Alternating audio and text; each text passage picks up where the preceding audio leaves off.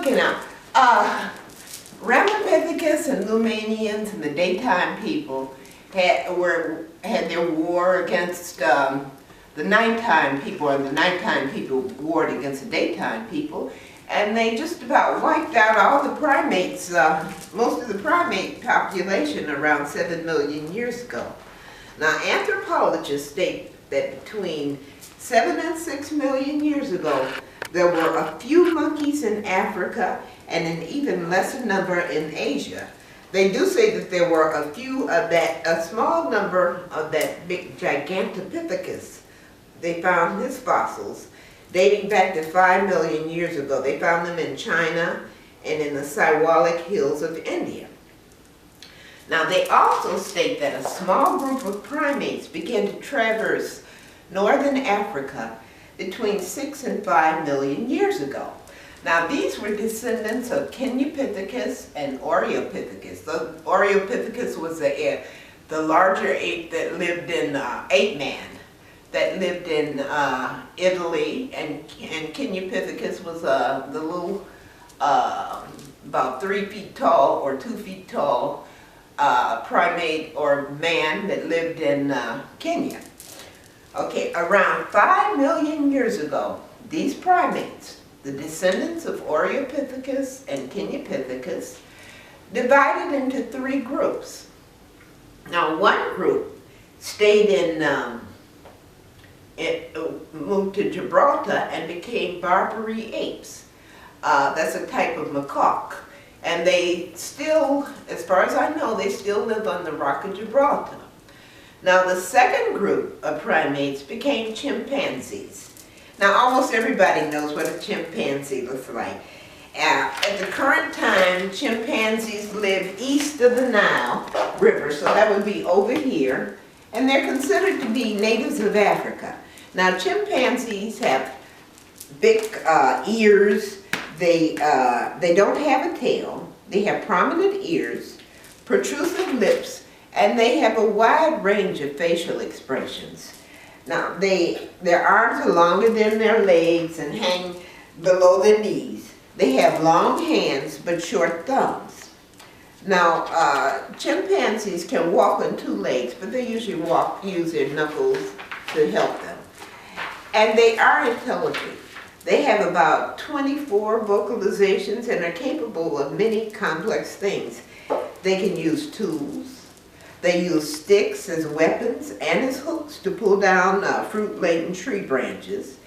They poke sticks into termite nests, withdraw the termites, and eat them. They use stones as hammers and anvils to crack open nuts. They use leaves as tissue for cleaning their bodies and for sponges to soak up drinking water. Now, chimpanzees are usually noisy, but they're friendly among themselves.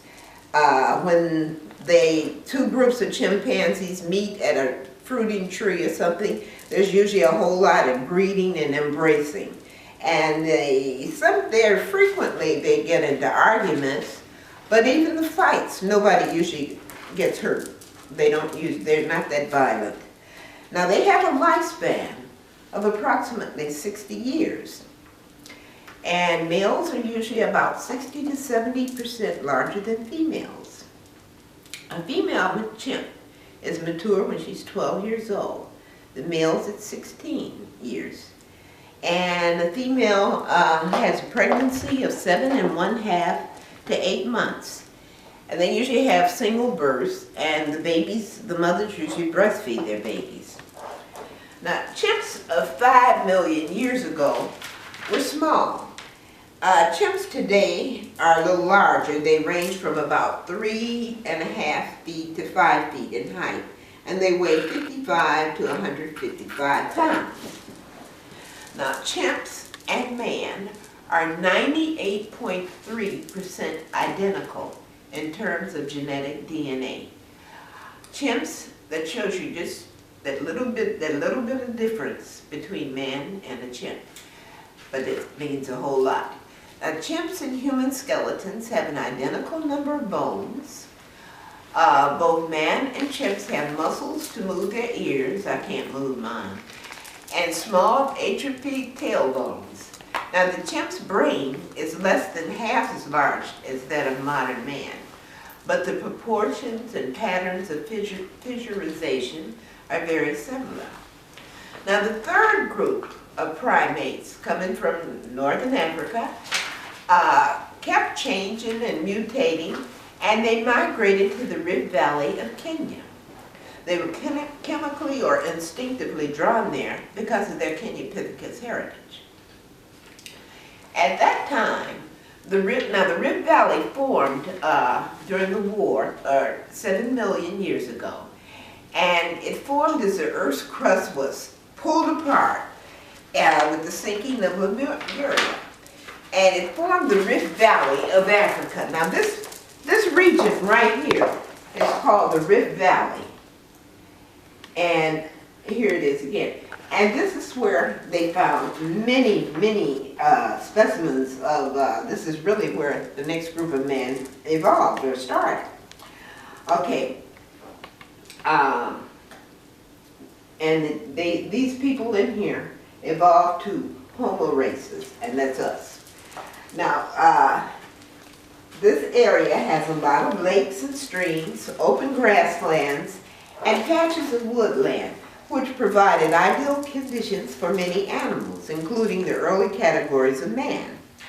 And conditions in this Rift Valley were also excellent for preserving their fossils, and that's how come you get to know a lot about them, is the conditions were right to keep these bones from, to preserve them. Now the primates who settled in Kenya mutated to a people that anthropologists have named Australopithecus afarensis. Now these people spread into Ethiopia around 4.6 million years ago. Now afarensis people had the same body size and proportions as chimpanzees, but afarensis stood erect and walked on 2 feet. They were heavily muscled and had thick bones like chimps. Afarensis males had an average height of 5 feet and an average weight of 120. Now females had an average weight of 55 pounds. I don't know how tall they were. Now the hands and feet of afarensis people had a tendency to arch or curl, and their toes were longer than those of modern man. And the great toe was slightly divergent, it separated. But otherwise, they had essentially human bodies that were surmounted by a small egg-shaped head, said to be not much larger than a softball. Their brains were about equal in size to those of modern-day chimpanzees. The vault, or roof of their skull, was very low, and the upper portion of the face was small. Now they had large jaws that were thrust forward, and they did not have chins.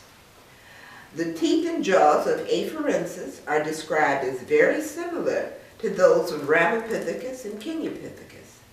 The canine teeth of afarensis were small compared to those of apes, but larger and more pointed than those of man. The canine teeth, these over here, you know, like the fangs, like. Okay, like chimpanzees, afarensis were nomadic food gatherers. They ate mostly fruit. And they spent much of their time in the trees, and they probably slept there. Now, they increased in number. Afarensis people increased in numbers, and they spread over the Rift Valley. They spread to Hadar, Ethiopia, Omo, Ethiopia, Olduvai Gorge, that's right here, and Leotoli, right here. Now these other places that we'll get to later. Okay, anthropologists discovered the remains of 2 afarensis communities at Leotola that date from 3.6 million years ago. Now one community consisted of 11 individuals, 8 adults, and 3 children. The other consisted of 24 individuals. Now, anthropologist Mary Leakey, she and her husband were anthropologists. They worked together in Africa.